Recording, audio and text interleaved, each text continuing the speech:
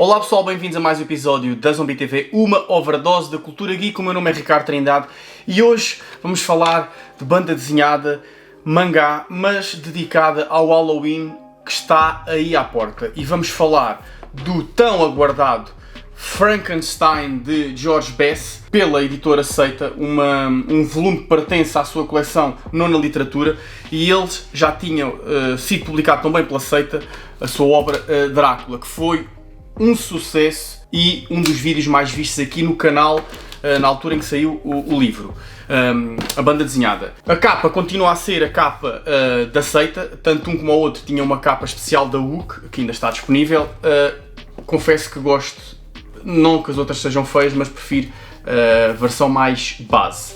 E depois vamos falar aqui de Terror na Montanha, da editora Sendai, um mangá que é uma compilação de vários contos de terror de Junpei Azumi, por vários artistas. Vou já dizer que esta obra de George Bess é obrigatória, não só pela arte, mas pela história em si, o clássico Frankenstein, que está aqui muito bem representado. Existem várias versões de Frankenstein, vários filmes, várias obras, várias adaptações, em banda desenhada, em literatura.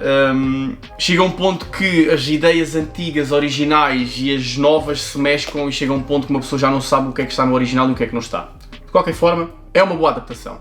Em termos de arte, acho que George Bess não se arrisca tanto como o Drácula. Eu não sei se isto foi lançado cronologicamente, ou seja, se a primeira obra foi o Drácula e depois foi o Frankenstein, mas ele no Drácula arrisca-se mais na ilustração e na composição um pouco mais abstrata e mais arriscada. Não sei se será pela temática do Drácula, porque nós aqui no livro do Drácula lemos excertos de diários de personagens e então, como estamos a ler excertos de diários, a imaginação de quem está a ler flui de outra maneira e então talvez aí seja uma representação que ele está a fazer do exagero da nossa imaginação, por exemplo. Aqui a história é contada também no ponto de vista do capitão do barco que encontra o Dr. Frankenstein e pelo próprio Frankenstein, ou seja, também é alguém a narrar a história, mas aí já é como na primeira pessoa, as coisas já são mais terra a terra, apesar de que poderia haver delírios ali pelo meio, mas não foi isso que aconteceu. Em termos de história, acho lindíssimo e é interessante ver que o monstro, a criatura de Frankenstein, é inocente ao início e conforme vai aprendendo a ler sobre a história dos humanos, a etiqueta, vai tentando imitar e entender o que os humanos fazem, é quando se torna num monstro. Ou seja, quanto mais humana a criatura fica, mais monstro ele se torna. O que diz muito sobre nós, os humanos. E é tão verdade. Ele começa a sentir rancor, raiva, dor, vingança, ele começa a entender essas coisas todas e a pô-las em prática, e é muito interessante ver isso. A luta cega pelo doutor em atingir a fama leva-o a criar esta criatura e depois a abandoná-la de forma instintiva, e também não faz dele uma melhor pessoa, mas ele não o fez por maldade, ele fez por medo e acaba por o doutor acabar por ser uma vítima do próprio ego.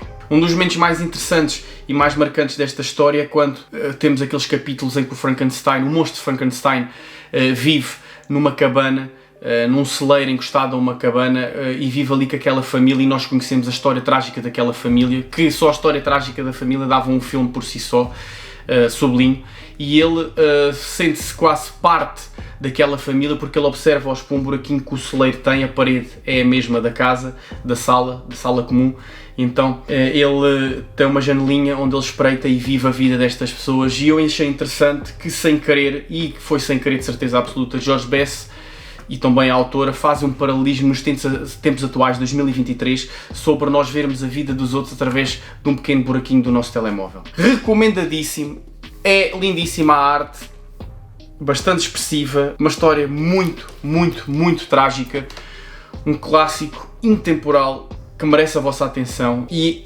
para mim é obrigatório estar na vossa coleção. Passamos então para mangá. Isto temos aqui Terror na Montanha, temos aqui uma compilação de contos de Junpei Azumi, que segundo ele, aqui numa entrevista que está no meio, não era grande ilustrador, então escreveu.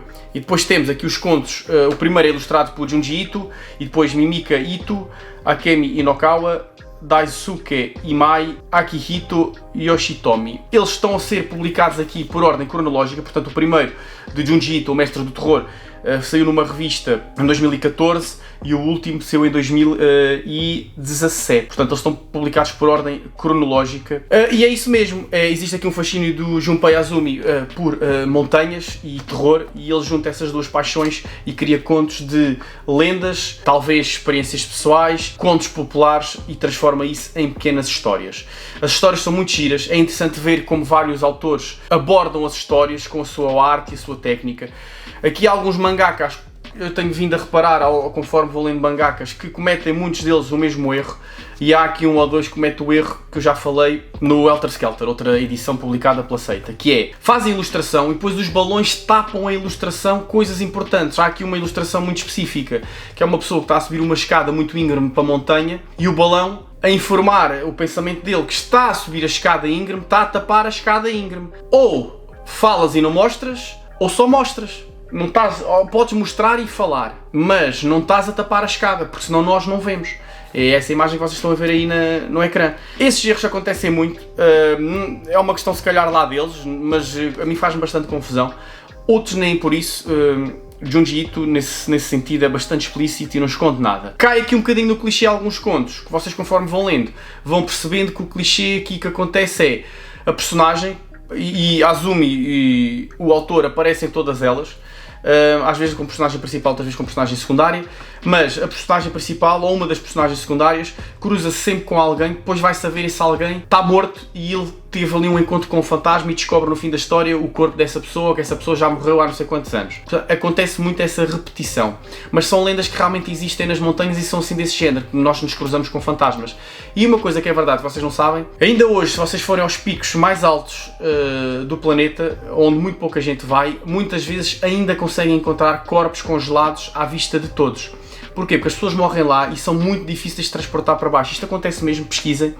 E então há picos altíssimos em que às vezes os corpos com o vento são destapados pela neve e conseguimos ver as pessoas que morreram lá ainda congeladas, quase petrificadas, ainda com as roupas vestidas, e acabam por lá ficar e acabam por aquele ser o último lugar de descanso dessas pessoas, e às vezes fazem-se caminhadas para lá para deixar flores e homenagens e etc. de outros alpinistas. Este aqui acaba por ser o mais contemporâneo dos contos todos dos livros todos que eles já publicaram.